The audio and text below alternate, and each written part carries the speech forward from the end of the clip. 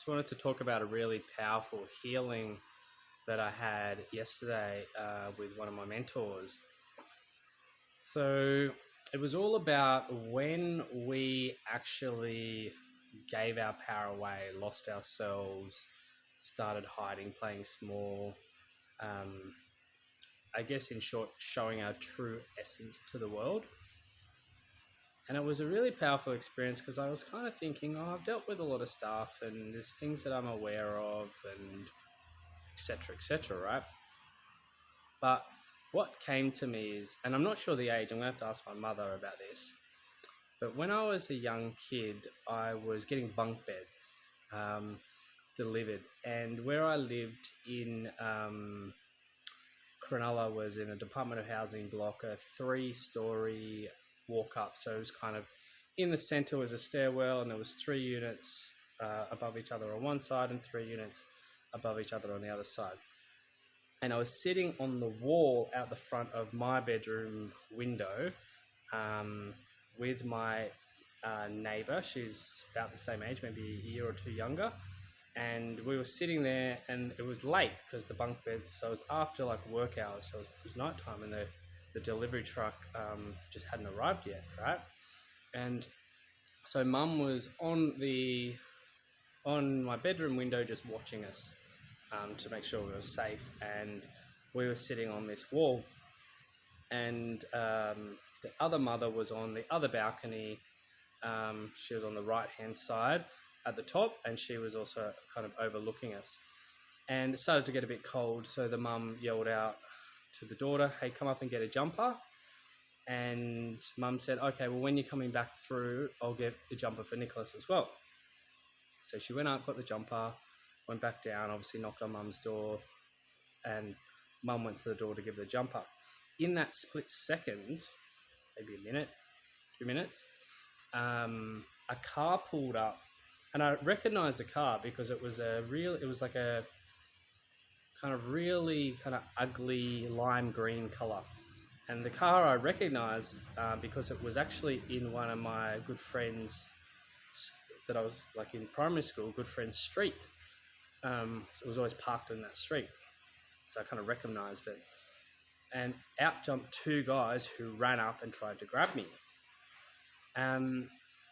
And so what happened in that time, I quickly ran, and there was where I was sitting to the left of me, there was like some stairs that went down into the garage, and then just past the stairs was the entryway into the stairwell that went up into the units, right? So I ran up, pushed the door in, and ran up to mum. Okay, obviously freaking out.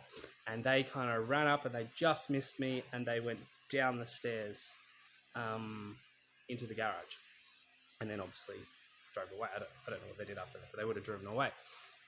Now, in that moment in time, I created the story that the world was not safe, and that I couldn't really show myself to the world because I wasn't safe and I wasn't protected. And in this meditation, what came through was that I was divinely protected. And leading up to that, and this is, I guess, where it's like, I guess, the divinely protected area. So when I was with the Department of Housing, obviously they're shit with maintenance. They do fuck all. They're terrible. And the intercom for that block of units actually got wet from rain damage, and they never fixed it. So what you used to do, you used to have to press the button, then someone would let you in, and press the buzzer and someone would let you in, and then the door would click, and then you'd push it through, right? But because it rained, that got broken, right? So that split second of me not needing to press a button, not needing to wait for my mother to let me in, that I could just smash open that door and go straight through, was what protected me. And in that kind of meditation, I got that obviously that happened for a reason. So I was divinely protected for that exact moment in time. And what I got to do is I could feel myself going back into the space. So when these bad guys, dark forces, tried to nab me, I could actually visually see the light forces surrounding me and creating a barrier between me and them. And what I got to do as a grown adult is I actually got to go and sit with that little boy. And when those dark forces came up to try to grab me, I actually sat with that boy. And in that moment of panic where he, went into fight or flight, and ran, I actually sat with him, held his hand, said, "Don't worry, you're divinely protected. I'm here." And we didn't run. We just walked. And we walked at a graceful, not in fear, just out of love. And the energetic barrier that I added into the field was actually it's like I actually went back in time. So I was always there protecting myself, which was pretty profound. So I actually went back, and it was me being there with me that was that light force that kind of kept them away. Yeah, and it was really fucking profound, because to know that you're divinely protected, to know that you can be yourself in this world, and to know that you're loved and you're worthy beyond anything that you ever believed, yeah, I gave that away. And if I look back at my life, I've attracted a lot of situations that I wouldn't say optimal because I didn't believe that I was worthy of being seen. And when I showed up for my self and tried to show up for being my true self, that story repeated itself. That it wasn't safe to show up.